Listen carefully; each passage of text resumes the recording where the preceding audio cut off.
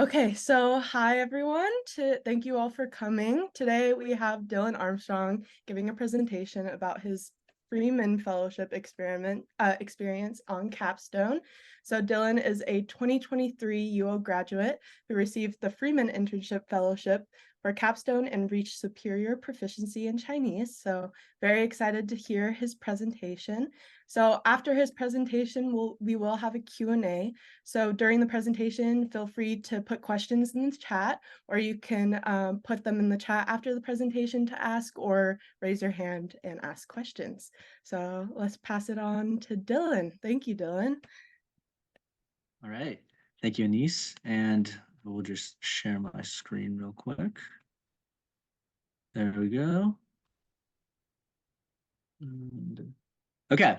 Hi, everyone. I know Anise already gave me a bit of an introduction, but anyways, I will just say again that I am today going to give a presentation on my Taiwan internship experience. As a recipient of the Freeman Internship Fellowship Scholarship, I and one requirement is that when I come back, I come and give a talk about my abroad internship experience to a cohort or a group, and I chose to do this for my flagship group, especially because many of you guys will probably be also going on your capstone year and doing an internship year. So I thought I might be able to shed some light on what the experience for somebody can be like. So just a little bit of background on me. Uh, I am a recent graduate from UO. I have a Bachelor of Arts, double majoring in economics and Chinese.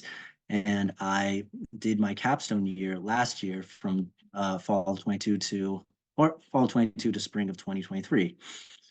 For my internship, I interned at Keystone Intelligence. 其实智库. It is a financial consulting firm based in Taipei. And the next slide, I'll kind of just go a little bit into that. As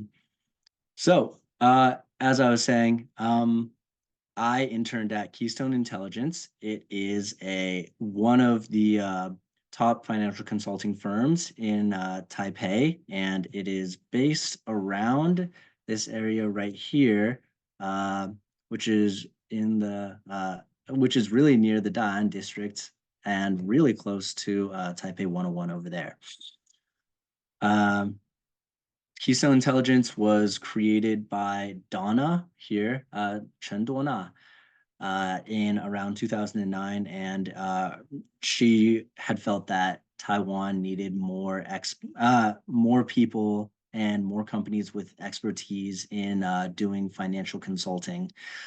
This means that the majority of the services that we have there are engaging in private financial consulting research, and then either giving financial advice to corporations or individuals, or also selling our publications out to websites and as something that a corporate can buy. Over here is basically the entire financial consulting group. We were actually a fairly small firm, in spite of the fact that there are many publications on that cite Keystone Intelligence. Out of all these members, me and here Ray are both flagship students. And then we have Donna here, obviously, Wen, who was my supervisor, and then Chen, who is one of the senior executives working in the company. Next, I'm going to go over what my work over at Keystone was doing. The bulk of it was one singular task, which was creating a monthly report every month on the changes in Taiwan's ILP market. ILP is investment-linked portfolios. Some financial jargon you don't really know. It's stock stuff, really. And it mostly consisted of about 3 parts to it. First was that I had to upload data investment from investment banks and insurance companies that bought ILPs into our Excel database. and then I had to go and clean all of this data. This took the bulk of my time because during any one of the sessions, I would have about 500 companies and portfolios to go and like manually go download their data and check it to make sure it's correct before putting it into Excel, and then manually going through and cleaning. And if data had not been downloaded properly, then I would have to go and look at their website to go and put the data in. So pretty tedious work, really. After that, I would then use um, Microsoft SQL to sync this updated Excel with the previous Excel and with the database that holds all of the different Excel sheets together. That usually only took about a day to do. And then lastly was with with all of our database updated, I then use that data to create these monthly reports. Now, outside of that, my tasks also included working with Python and Power BI. Um, my experience, I actually had never worked with either of these two before, so it was a very interesting experience. Understand just learning how to use these uh, two types of programs, and honestly, it was very eye-opening to learn that this is the type of stuff that people who work in financial consulting end up having to do. So that is basically the bulk of my work. It doesn't sound like I did very much, but like I said, the process of gathering data onto Excel alone might take like a week and a half to do just because of how much manual work I had to put into it.